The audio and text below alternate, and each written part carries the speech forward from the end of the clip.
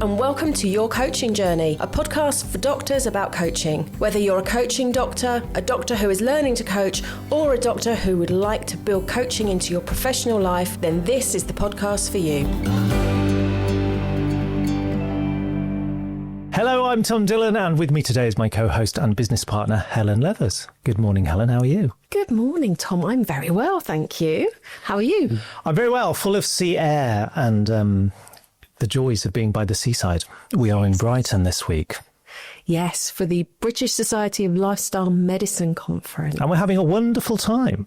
It's going very well. We're meeting up with lots of lovely doctors talking about coaching and how that can be used within a lifestyle medicine context. We're meeting up with lots of our students and former alumni. And new students. They're former alumni. They're just alumni, aren't they? Alumni, yeah. And new students who are booking onto the course. Yes. So we're having a lovely time. I've been talking to people. I've done a talk already. Yes. On our transformational coaching approach. Today I will be talking about easy change and hard change. Yes. And tomorrow I will be talking about personality in coaching. So lots to do whilst we're here. Yeah. And it's just lovely because this is our third year and it feels like we're part of the family. Yeah. It feels like we're part of the team. And we should probably give a big shout out to the Emmas.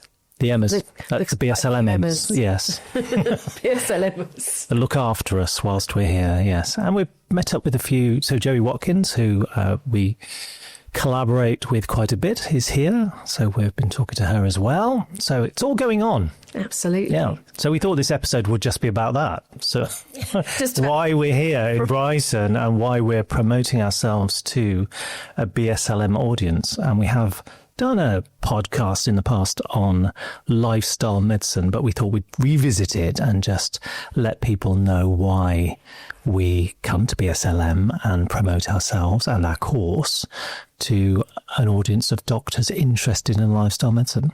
Absolutely. So let's start at the beginning. Where did it start? Hannah Coish. It's Hannah Coish's fault. So Hannah Coish is a doctor who has an interest in lifestyle medicine, who came on our coaching diploma a couple of years ago and asked the question, why are you not using this in a lifestyle medicine context? Because it is a perfect fit. And we went, yeah, we've got no idea. What are you talking about? What is that? What is that? And obviously we explored the idea and thought, no, actually it is a good fit because lifestyle medicine is all about bringing about behaviour change, improving health for individuals, but really encouraging them to take responsibility for their own health. And to think about how they might improve their lifestyle choices. And obviously, transformational coaching is all about encouraging people to think and to generate new thinking and to come up with actions they can take to bring about sustainable behaviour change. Yeah, and it's focused around 6 pillars, isn't it, of wellbeing? Lifestyle medicine. 6 pillars of lifestyle medicine. Yes, it is. Tell us what they are, Helen. So we've got sleep, which is one of my favourite topics. Yes.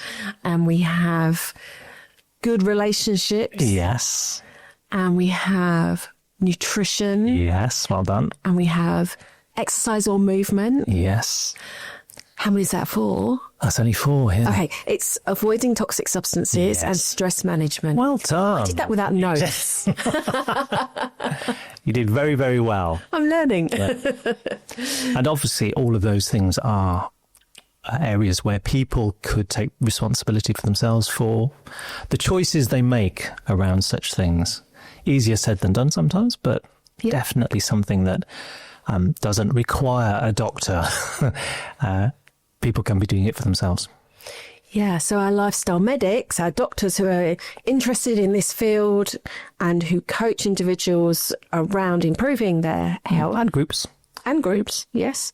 We'll be looking at which of those areas the person might want to work with, what steps they can take. They might be doing some information sharing around certain topics, and what steps can they take to make the change they need in their life to improve that area. Yeah. And obviously coming to BSLM, doing their BSLM qualification, which many of the delegates do, they will be coming across coaching as a way of talking to people about lifestyle medicine. So it's definitely introduced on the BSLM qualification. What BSLM don't do is do any practical training around how to actually do it. And as we always say, coaching is a practice. You can't learn just by reading about it. So great that it's being introduced as part of that offering within lifestyle medicine. But you really do need to embed some skills in order to be able to coach well and to coach in a lifestyle medicine context well. Absolutely. And of course, the Transformational Coaching Diploma that we run has so many tools and approaches that look at behavioural change that doing those two things together seems to be a perfect fit. It does, yes. And one of the things I'm talking about tomorrow is this idea of easy change and hard change. And we have approaches on our Transformational Coaching Diploma that look at both. So there may be things where people you can work out with them what their plan is. So if they want to do more exercise, you can do a schedule of doing more exercise. And it may be that they just go off and do it. Jobs are good and that Occam's razor. Sometimes the simplest answer is the best one. But then there will be times when they come back the following week or 2 weeks later and they've not done the exercise that they said they were going to do. And it may be that life has got in the way, but it also may be that there are emotional and psychological blockers that are getting in the way of them taking the action they said they were going to take. So that's where we might need a different approach. And in our training, we look at psychological models that will address those psychological and emotional barriers. So we look at cognitive behavioral coaching, we look at transactional analysis, we look at Gestalt, we look at a bit of neuroscience. So all things that will allow a lifestyle medic to dig a bit deeper into why the behavior change that the person said they wanted to see is not happening. And that could be perhaps because they're starting something brand new, something fresh, not done before.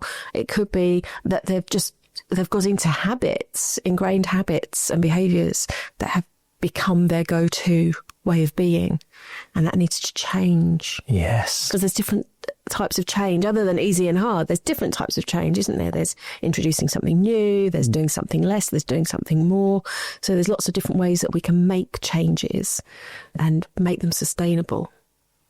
Yeah, let's say we'll look at what's easy. How can we make this easier for the individual wants to make the change? But then when, as quite often happens, I think, people come back to whoever they're talking to, whether it's a lifestyle medic or a coach, they will come back and say, yeah, I haven't done that. Yeah. Whether it's any one of those types of changes, it just hasn't happened. So good to be able to, rather than go, oh, well, that didn't work, did it? We failed with that one. Actually dig in a bit deeper. So I think when research is done around lifestyle medicine interventions, obviously what gets reported is what's gone well. Yeah. So we hear about the success stories, and there will be people that some lifestyle medicine interventions don't suit because they have other things going on. So I think coaching allows us to work with the individual beyond the point at which a normal lifestyle medicine, let's create a plan for your exercise. Once that has broken down, what do we do then? And it's that, that's where I think we can go a bit deeper with coaching. Absolutely. And I think what's really interesting is we've had people come on our course and do the coaching and then go on and do the BSLM diploma. Yeah. We've had people come on our course having done the BSLM diploma, and both seem to work quite well. Although I do tell people that I think it's better to learn to coach first, because then once you do the BSLM and learn about lifestyle medicine, you're ready to start working with it. Whereas I think the other way round, if you learn about lifestyle medicine, you're sort of left thinking, well, that's great, but how do I actually talk to people about this stuff? So if you come already equipped with some coaching skills, then I think it's a much more seamless transition into working with people in that lifestyle medicine context. Yes, I agree with you. Absolutely. And I've heard that from quite a few other people as well who have done both. And they said that would be their preferred way around. Yeah, and because I think once you've got the coaching skills, you will start to use it in different contexts anyway. So you will use it with your colleagues at work. You will use it with patients, that not necessarily lifestyle medicine consultations, but just with patients. You'll use it with your partners at home, your family and friends.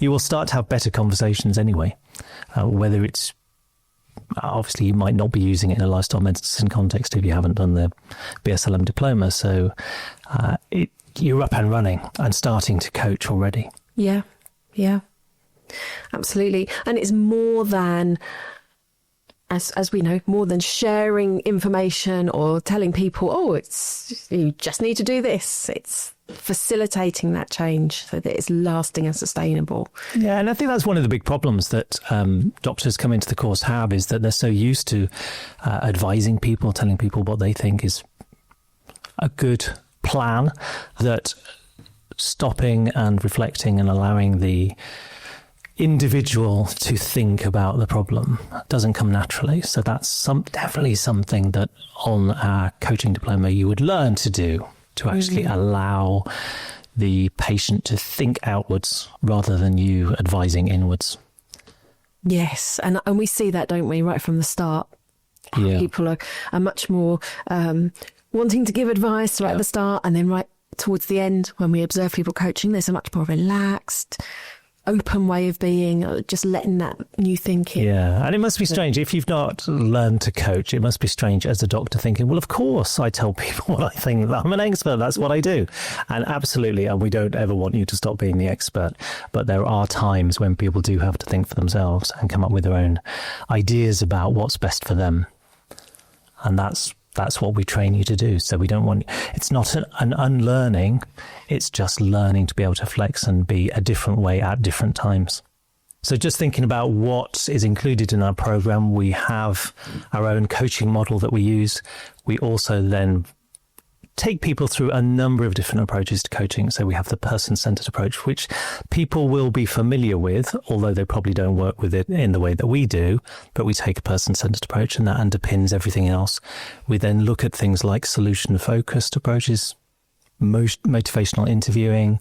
We then will look at positive psychology, transactional analysis, which goes obviously a little bit deeper. We will look at cognitive behavioral coaching, Gestalt coaching, neuroscience. So there's lots of different approaches that people won't have come across that they can start to integrate into their coaching. So we start at the beginning, but we quickly take people through other approaches that they could integrate into their transformational coaching approach.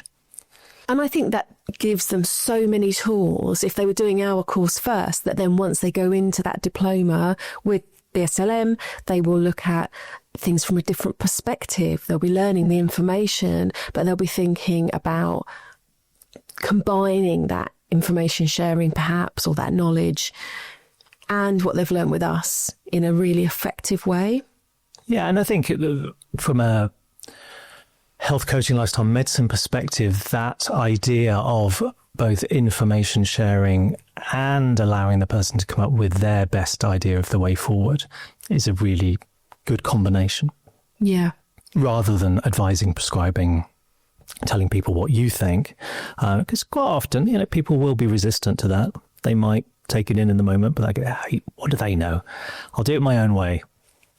Yeah, and I think if there's so much information out there in terms of health and well-being, that if information was the only way we could make change, we'd all have made those changes. Absolutely. So this, in and of itself, having information isn't sufficient. It's like you say, those psychological, emotional barriers to change and how we work through that. Yeah, and it's just being alongside the coachee, meeting them where they are and just walking alongside them as they start to make the changes and being encouraging, being a bit of a cheerleader, but being with them on the journey.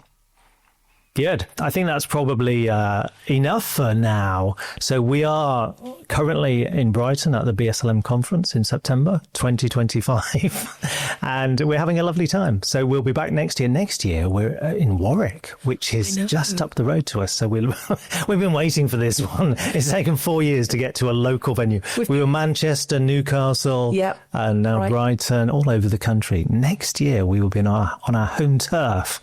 Yes. So if you're not here this year, come and join us next year. Absolutely. And, you know, if you're thinking about coaching, if you're thinking about combining that with lifestyle medicine, take a look, get in touch. Yeah. And, you know, it's such a brilliant combination that can really, really help people. Good. Well, we have a day to get on with.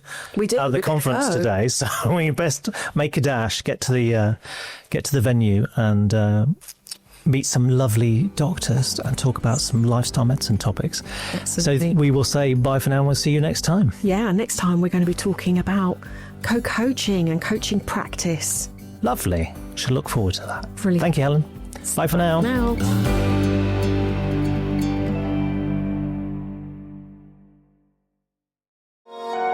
This has been a Monkey Pants Productions podcast.